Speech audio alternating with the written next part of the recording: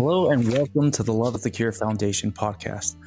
I'm your host, Alfonso Vega. On the Love is the Cure Foundation podcast, our mission is to create conversations that offer real value to families navigating the challenges of pediatric brain cancer. We aim to give families a clear understanding of what to expect at each step of their journey, from diagnosis to treatment and beyond, and helping them feel more prepared and less alone during such an overwhelming time. Today, we're diving into a subject that touches many families on this difficult journey, faith.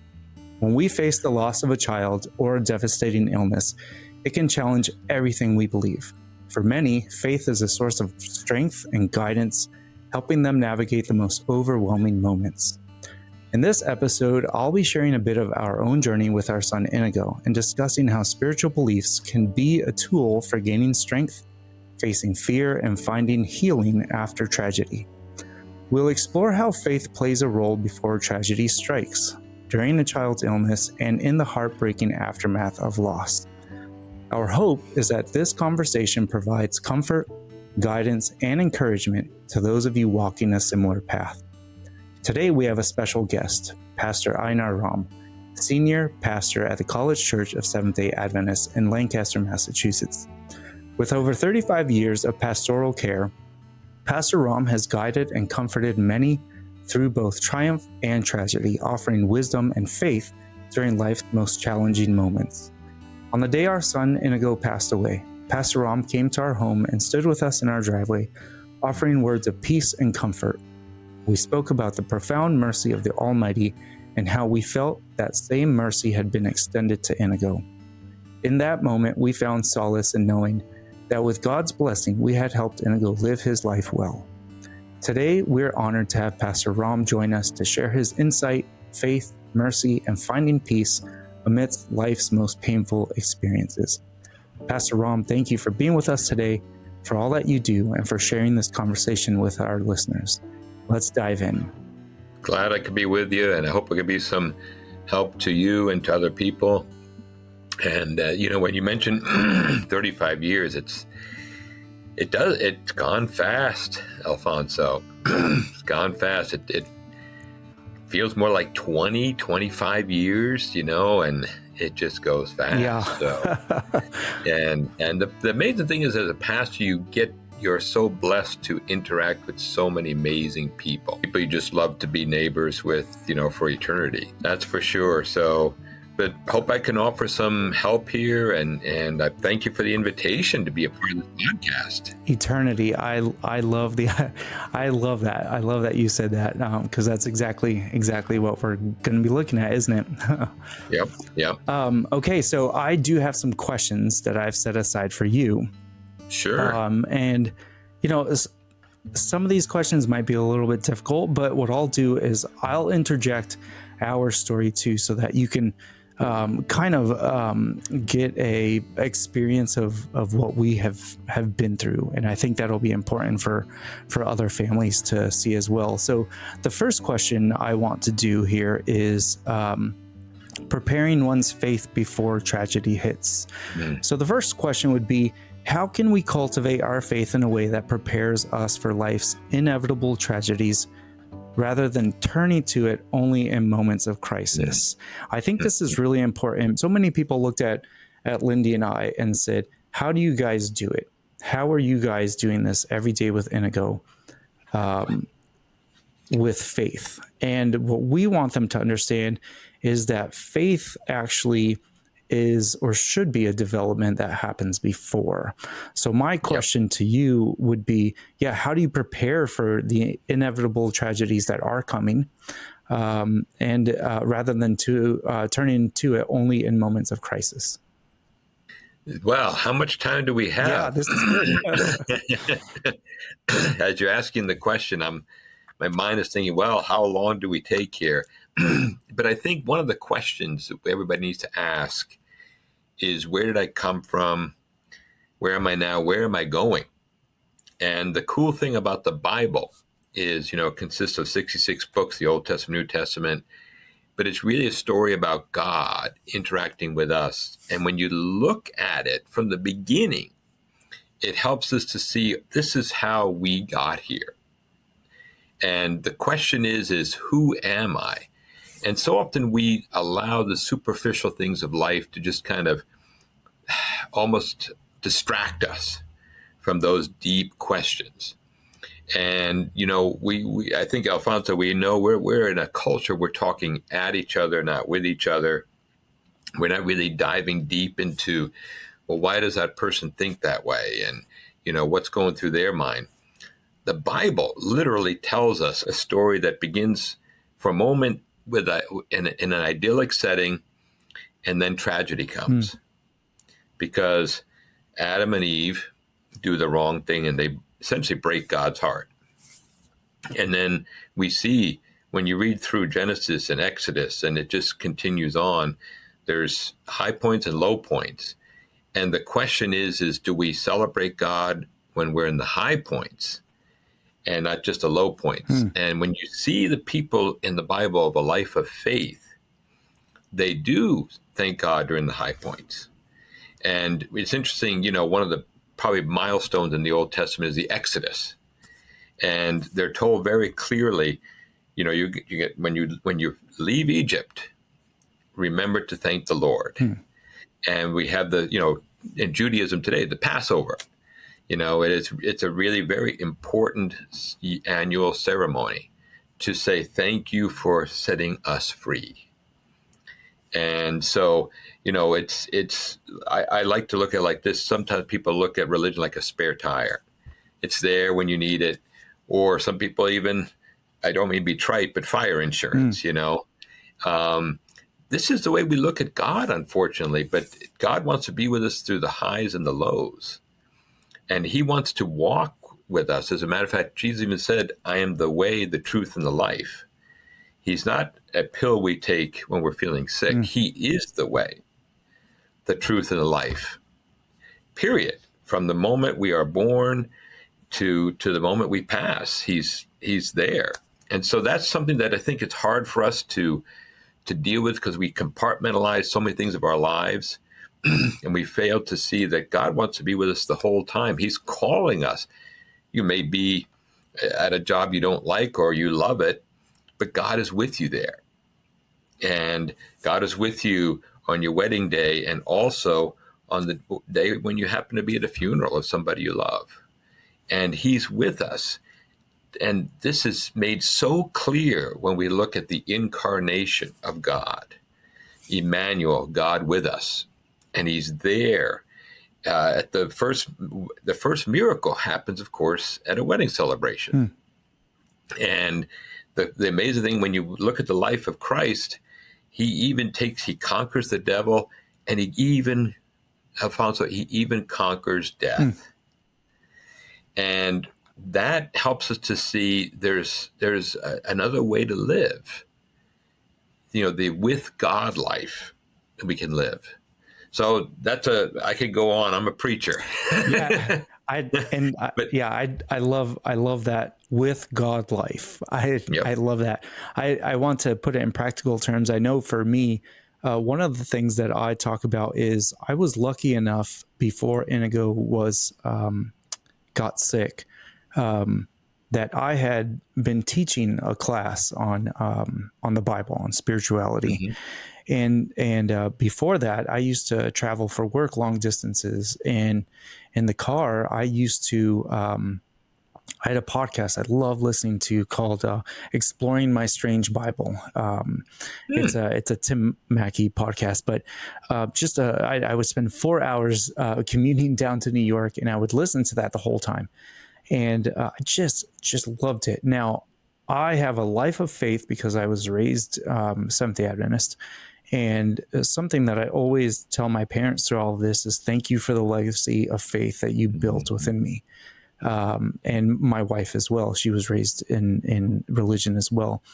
And the legacy of faith means that there has been a seed planted in you. Now, I want to make a clear distinction.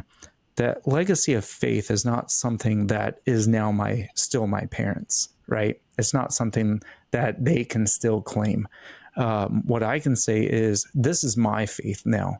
As an adult, I have chosen to come to this faith. I have chosen a relationship with God. I have chosen to walk a life that is different than what I could have been living. Now, that is my own choice. And in full disclosure, there are moments in my life that I can say I was not walking a life of faith. But in my adult life, my now later adult life, I can say that it's something that I've chosen. So I have been lucky enough to feel prepared when this happened. Now, can you ever prepare for your child getting cancer? No, you can't ever prepare for that. You can't prepare for any of your loved ones getting cancer.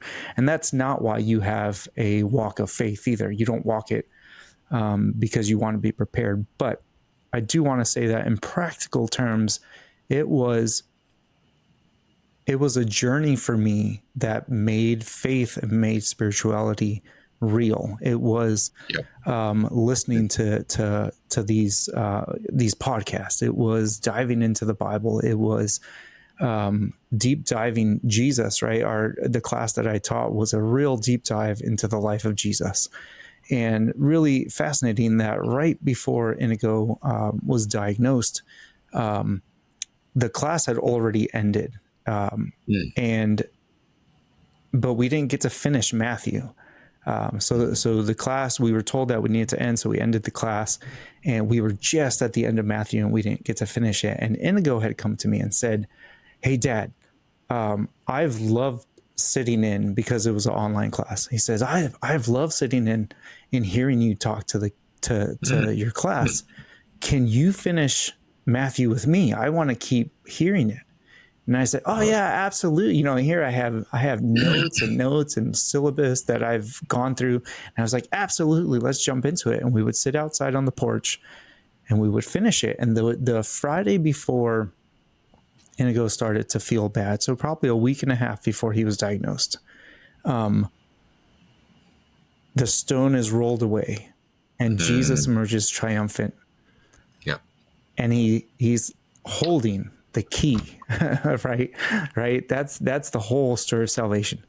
And to see a little kid's eyes pop wide open, right? He's heard this story. He's almost 10 years old at this point. He knows the story, but for some reason, the way that we did that made it real to him, and his little eyes pop wide open as the realization of who Jesus is, as the realization that Jesus holds the key now to everything, right? He has won.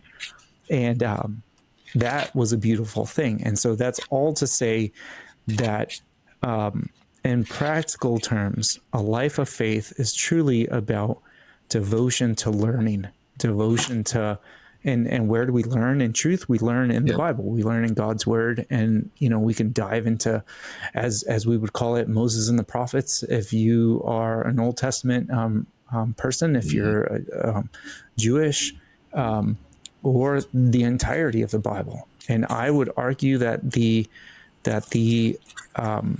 Messiah theme runs from the Old Testament, Moses and the prophets, all the way to the end of the New Testament. And so it involves a life of education, and that's, practical terms, that's where the preparation came from.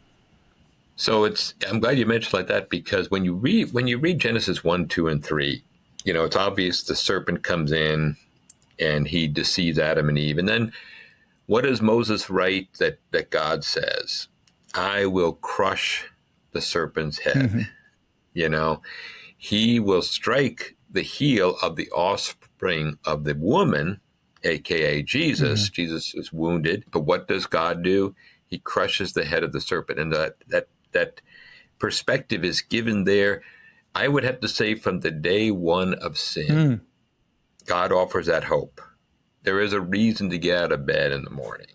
It's not all lost. So this is, and of course, remember, this is Adam and Eve.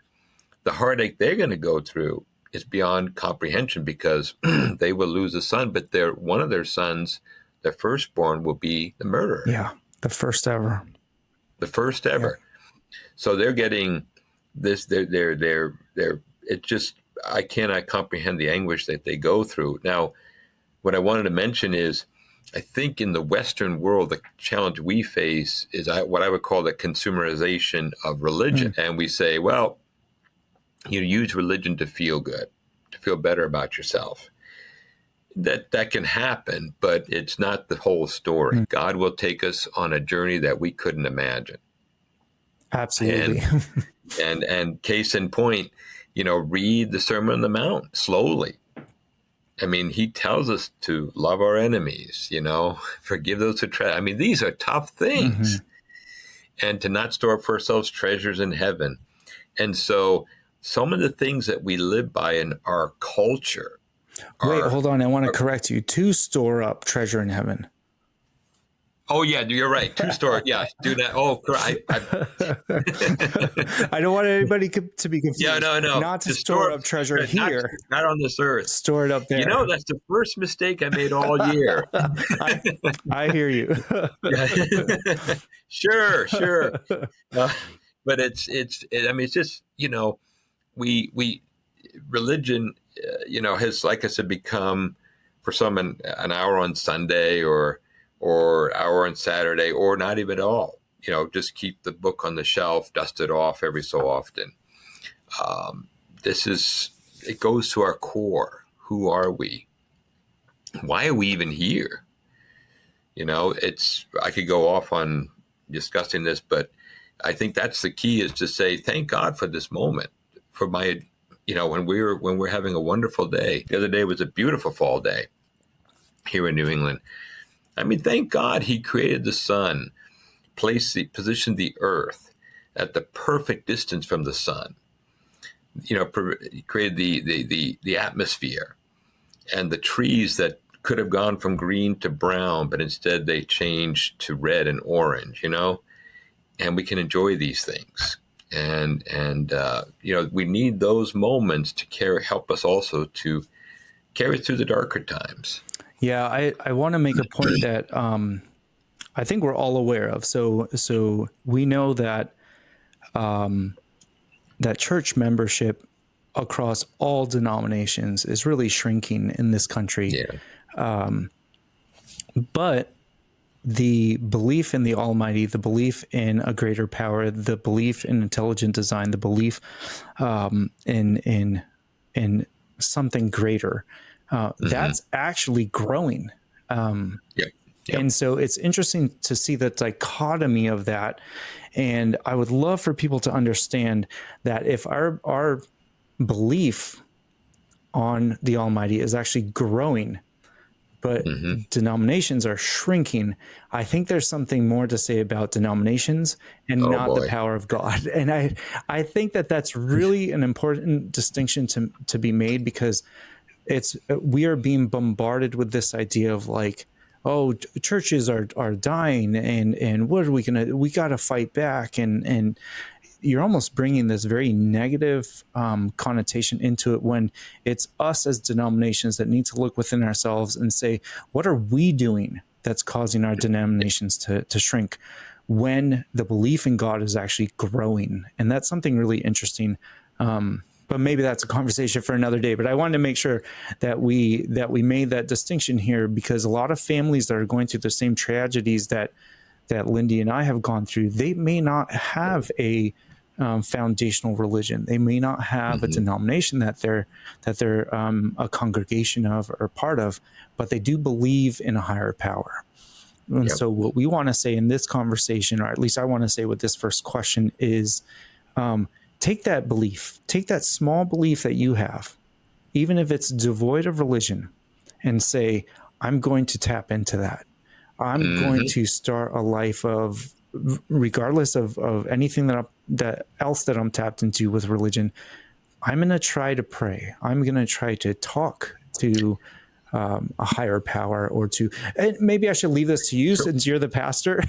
Well, I think it's interesting. I like the way you put it, because I think some people will spend their entire lives window shopping religions, and they never take the moment to take the plunge. They say, well, maybe Buddhism, maybe Judaism, maybe Mormonism, maybe Christianity, maybe Islam. There's the smorgasbord is gigantic. So they're never sure. And then one day that day comes. And so you're like, well, how do I process this? What's my orientation system here? And so, it's better to do it now. Prepare today. Even Jesus tells a story about building our house on the rock before the storm comes. Amen.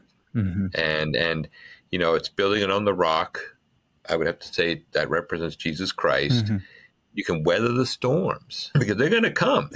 If you remember that story, you probably do, Alfonso, is that, the other person builds it on the sand and the storm comes and blows it away. And so, the cool thing amazing about the scriptures is, and that we see a God who came into our existence. He felt pain, scars, and then of course he had emotional, physical, even spiritual pain. Ultimately, put him on the cross, and then they took him down, and then he emerges out of the tomb victorious 3 days later. I mean, that worldview, that life view, is revolutionary. And I know your son had that belief. You do, your wife does, I do, my wife, my son does, and and it's just that's what changes everything. It does, yeah. So it does, and I'll say it again. Whatever small belief you may have, whatever small seed that you may have in a higher power, tap into that. Start a prayer life today. Allow God to lead you, and don't waste it on window shopping. I think, as Pastor Rom is saying, dive into it. Just dive into it and allow God to lead you to the right window. I think that's a really important thing. So I was going to offer one more thing along with what you said, which I think is really such a fantastic part. If anyone out there has some interest, if you look up John and the first chapter of John. So everybody knows John. They're going to go to John 3:16. Hold on. Before you go to John 3:16, stop at just chapter 1 and read that first poem. That's part of John. And it's just to make a God enter his own creation is a mind-blowing experience. So like I said, don't fast forward to 3:16 yet. Read just the first poem, the first paragraph in John, and it's absolutely beautiful. And on that note, boy, it's amazing because the same person who wrote John wrote Revelation and also wrote 1st, 2nd, and 3rd John. And they all give different aspects of God. Of course, in Revelation, you see this very dramatic, almost scary picture, film of this dragon and how does it all work out. The happy ending. The dragon's defeated, Christ lives. In 1st, 2nd, and 3rd John, he says God is love. In the Gospel of John, of course, it begins in the beginning was the Word, and the Word was with God, and the Word was God. That is so powerful. It goes into the whole story, ultimately, again, concluding with the resurrection. And so you see these stories that complement each other and allow us to have a viewpoint. And I want to mention here, by the way, glad you can edit these things out because I'm on a roll now. I can shift them around and, Yeah. But I mean, the most depressing book in the Bible, I'd have to probably say, is Book of Ecclesiastes. Yes. And fear God. Hold on. Let's remind everyone. Fear God. Yes. That's what we end with, right? It's everything in this entire world boils down to what? Fear God, keep my commandments. If anybody thinks that you only read Ecclesiastes when you come to the Bible, you're going to leave pretty depressed. Because he concludes, he indulges in everything. I mean, he has a credit card with no taste it all. max. Yep. And he has 700 wives, 300 concubines. And through it all, he says, this means nothing. And like you said, at the end, it's God. That's what matters. And I think that's the challenge today. We're a very consumer-driven society. And I think people are saying something is missing in my life. Something is missing. And Solomon, thousands of years ago, roughly 3,000 years ago, walked the same path. He indulged in anything. He even says it. I Yep. spared nothing. Yep. And it got him, says, this is pretty much meaningless, until he found a relationship with God. Mm-hmm. And that's where I think we as a fairly prosperous society are still wrestling with. Absolutely. So yeah, I want to clean up something here. I don't want to scare anybody away. We have enough trigger words here in religion. When in Ecclesiastes 12:13, fear God and keep my commandments. That is the matter of it all. Everyone should understand fear God there means honor and respect, acknowledge God's power and might. It doesn't actually mean fear. So that's a very antiquated way of thinking about it. So anyone out there, if you're listening to us and we're saying, jump in, the water's good, just taste it. And then we're telling you, fear God. We just want to back that up a little bit and say, it doesn't mean fear. It means honor, respect, and acknowledge that God is God. So, okay, just wanted to clean that up. Okay, question number 2. We're moving along very quickly. So, question number 2 here. So we talked about spiritual practices, and in practical terms, as I said, for me, what it was developing a life of diving in and studying the Bible. That's what worked for me. Listening to a podcast, that worked for me.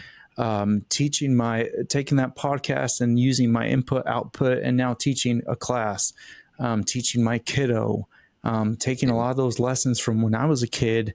And then choosing religion for myself, and now in practical terms, making it a daily experience for myself. So that's how it was for me. Now, question number 2 that I have here is gaining control and strength from your spiritual beliefs. Many people feel powerless when faced with tragedy or hardship.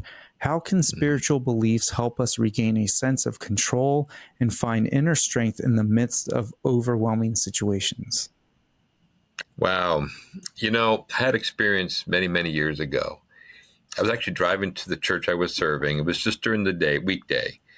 And so I was like maybe half a mile from the church, and I'm driving on the road. I have the right of way, and a car is coming from the other direction and suddenly makes a left turn right in front of me. And, I don't know if you've ever had this. There was nowhere to go. It wasn't my fault. It was the other driver's fault. And my head was saying, that car shouldn't be there. And I'm slam on the brakes. It was a head-on. My car was totaled. I'm assuming the other car was totaled. And the driver just didn't know, just wasn't paying attention. And so I'm kind of in a level of shock, and I call my wife and file a police report. And the tow truck driver, or the officer, said he came, and I said, yeah, I didn't see that coming. Obvious thing you're going to say. And then I thought he said, but God knew about it, or God saw it. And it's interesting to say, wait a second, some bad things happen. Bad things do happen, and I don't have the answer for why does God allow these things to happen. I really don't. But it's somehow comforting to say, okay, I'm not on this rock spinning around the sun, and this tragedy is coming, and nobody knows about it. Nobody cares. No, I mean, there's God is still on his throne. He's still on his throne. And when I look at the Bible, it's the Bible. That's just amazing. It's full of suffering, and you say, wow, why did this happen? Why did that happen? And, I think the really almost the epitome is a young man in his prime of his life was framed and was cut down and treated like a criminal. And his name was Jesus. He came to do nothing but good. And what happened? It went through 6 trials, Alfonso, 6 trials. All of them were kangaroo courts. And it just was, he was framed, he was given the death penalty, and he came out victorious. But I mention that because God is well acquainted with the inconsistencies and the injustices, the unfairness of life. And he is on the throne. He knows very well, what we go through. And it's on that note, you're aware, but the listeners may not be aware, that my wife is probably healthiest person I've ever known. And, she was diagnosed 5 years ago with a rare form of cancer called multiple myeloma, and doing all the treatments and getting one right now. It's like, why?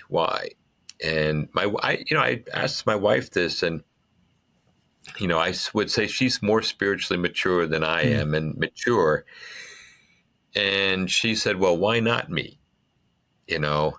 It's like, do we think that God's only going to give, bad things to the bad people and good things to the good people? That's not how it works. And it's tough for us to swallow that. We want, hey, I was a good boy. I didn't cheat. I was, I dotted every I, crossed every T. I was conscientious. And so we want nice, happy endings. But the Bible says, look, we may not get a happy ending today, but at some point, John, when John writes Revelation, he is put on Patmos as a prisoner, and he gets this vision of the future. And so it's like God will take us through it. And he doesn't always remove these circumstances, but he takes us through it. And there's so much I could say about your question, but, I hope that's helpful in some small way. Yeah. I think it is. I would say, so how can spiritual beliefs help us regain a sense of control and find inner strength in the midst of an overwhelming situation? So Inigo is diagnosed with, well, he wasn't diagnosed yet. We were in the hospital. We had just gotten there into the emergency room. They're doing all sorts of tests with him, just physical tests at this point. Yeah. Look up here, move over there, do that sort of thing, and just trying to test his cognition, his eyesight. From there, they order an MRI, and we go up into the MRI suites. And so I'm the one that always went in with Inigo into the MRIs. And so, he's 9 years old, but we're holding hands as we go in there, and he lays down on the MRI, and that big machine, pop, pop, pop, pop, it starts to do its thing. And so, of course, at this point, they told us this is going to be about an hour. And I, not having any medical experience, okay, that's fine. And I'm not thinking anything. I'm thinking, at that point, I thought, honestly, he's probably got meningitis of some sort. We are very outdoorsy people. We camp a lot. We hike a lot. We're on motorcycles all the time. And so I'm thinking, maybe he got a mosquito bite and maybe encephalitis, something is going on. And so as the machine is going around, pop, pop, pop, pop, pop, all of a sudden it stops. And it's only, at this point, it's only been about 35, 40 minutes. And they had said an hour to 2. And I'm thinking like, okay, that's real short, And of course, in an MRI room, you're just sitting there. You're not looking at your phone. There's nothing that you can't take things in with you. And so I'm sitting at his feet, because with kids, you're allowed to be essentially right there. And so I'm right next to the MRI bed, and I'm sitting at his feet as this thing is going around. And of course, with the way the MRI beds work is they pull you into the machine and out, and as they're looking at different things. And all of a sudden, the lights come up. The machine stops. The lights come up, and one of the nurses or technicians walks in, and she says, "Dad, is it okay? Can you come out of the room? We just need to speak with you." And I said, "Oh yeah, absolutely, no problem." And so I said, "Ini, I'll be right back. I guess they want to talk to Mom and I." And so he's like, "Oh yeah, no problem, Dad. Of course, I'm not moving." And I said, "Yeah." And so, I head out, and they have Lindy in an auxiliary room right next door. And so I go in, and she's sitting there waiting. And in behind me walks in the head doctor from the ER department, from the emergency room department, and she's in tears. And I go, oh, this is awfully strange. You know, I don't know why she's in tears. But I'm starting to get a sense of foreboding, of course, you know, a little foreshadowing to what this conversation is going to go like. And so, you know, she pauses and she closes the door behind her and she says, "I'm so sorry," you know, and those are her first words to her, "I'm so sorry." And okay, she says, "Your son has a brain tumor, and we don't know the extent of it yet, but we do see that it's rather large, and we still are going to finish up on the MRI, but we needed to talk to you guys first. The reason we need to talk to you, of course, is Inigo had chronic kidney disease as well, which never affected him really. But it was always being monitored. It was always in the background. And we had always figured in the future we would be dealing with some serious kidney complications. But as of now, everything was under control. They have a great nephrology department at Boston Children's Hospital. And so that was okay.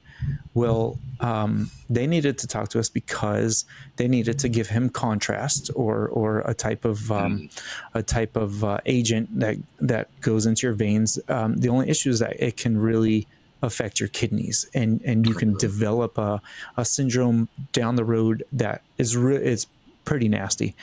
And so he fell into a window where we needed to give consent to say that was okay. And of course, hearing his diagnosis, we said, absolutely, that's okay. So that was the idea. They needed to talk to us. So I go back into the MRI suite, and as I'm walking in, the gravity of the pre-diagnosis hits me. My kid has a brain tumor. He has cancer. And before I could even sit, I started to feel like my nerves were starting to go a little weird on me, you know. And so I sit down and my body is just shivering and shaking like you wouldn't believe. The room is hot, I'm cold. The room is cold, I'm hot, you know, and I'm just going through all these physical feelings. And I say, buddy, it's okay. You know, they're just going to finish up here. They're going to give you a little agent through an IV line because they need to see the contrast within your body and see what's going on. He said, yep, no problem. I'm fine. I said, okay. And my voice is a little shaky at this point, and I'm sitting in the rocking chair. It's a rocking chair. And so I'm at his feet, and the room, they put in the agent, the room goes dark, and you hear the MRI machine again, bop, bop, bop, bop, bop, bop, bop, as it's doing its thing. And my body is just shaking, just convulsing, and I cannot control it. And, you know, going back to this question, how can your spiritual beliefs help us regain a sense of control and find inner strength? And what I did at that moment, because I couldn't, I was losing it. I was literally losing it. And I said, because the gravity of it all was really hitting me.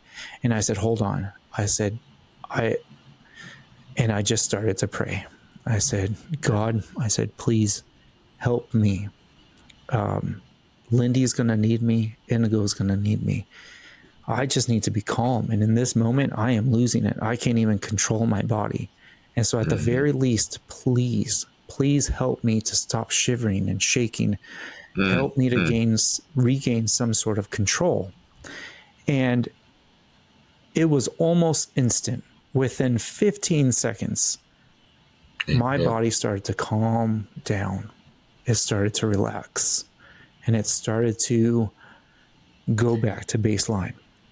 And the fear did not leave, but exactly what I had asked God to do, which was still my body so that I could have some sort of strength for my wife and for my son, it showed up after that prayer. And so for me, when we're talking about this question, how can spiritual beliefs, I believed that God was my strength. And because I believed that, I knew I could go talk to him. And Yeah, I'm glad you meant that, because I think it's C.S. Lewis says something to the effect of, we need to tell God what is in us, not what ought to be in us. And you did the right thing. You need to tell God, this is what I'm feeling right now. And I think that's something where many people think, well, we got to tell God prescribed things, tidy them up, make them nice, Yep. Rather than don't make them too human. And, you can't get more human than when you're, trembling. Yeah. You're saying, Lord, help me through this moment. And that's where I think Christianity has kind of missed the mark on communicating. We need, if we're angry, there's nobody better to talk to than God. Even if your anger is at God for this moment, you may say, why didn't you, and this is where we kind of say, oh, prayers are supposed to be, be with the missionaries and be with the police, all these nice things to say, but it's not really touching real life. Mm-hmm. And that's where prayer is a conversation. And that's where it's important to have an honest, real prayer life. Sure. And you were doing it right there in the MRI room. It was, yeah. So going back to finding that spiritual belief and how it helps us to regain a sense of control. It wasn't, I guess I should rephrase that whole statement, is that I didn't feel like I was regaining a sense of control. I felt like I was giving control to God, acknowledging that He was in control. And then by doing that, it was enabling Him to show me that He was in control. That's a very good observation, because when you look at the human dilemma from day one, God is in control, but Adam and Eve say, no, we want to be in control, so we want a little bit more knowledge here. We want to know what good and evil is. And Alfonso, the world has never been this. We've been dealing with that same tree since day one, and there's something about saying, there is a God, I'm not Him, or I'm not God. And some of us need to submit a letter of resignation. Say, I am no longer trying to be God, and I resigned that office, and I'm leaving it. I'm looking for, God needs to be God in my life. And I think, again, going back to when I look at, I would say, be honest to God. The Psalms, to me, some of them are very upsetting. Some of them are so powerful. The point with the Psalms is, here is a guy who is actually honest to God. I mean, he's even to the point of being ugly, and he just tells God what's on his mind. He may hate his enemies. He say, curse my enemies. He's not really being nice, but he is being real. And we still process that, and you say, how in the world can God use this man? I mean, He does, because David was honest to God. And that's where I think we today need to just have honest, frank conversations with, because the funny thing about God is He already knows how we feel. Yep. Look at Jonah, Jonah trying to run from God. It's almost comical, but God already knows everything. Yeah. And so the best thing He can do is just say, God, I give up.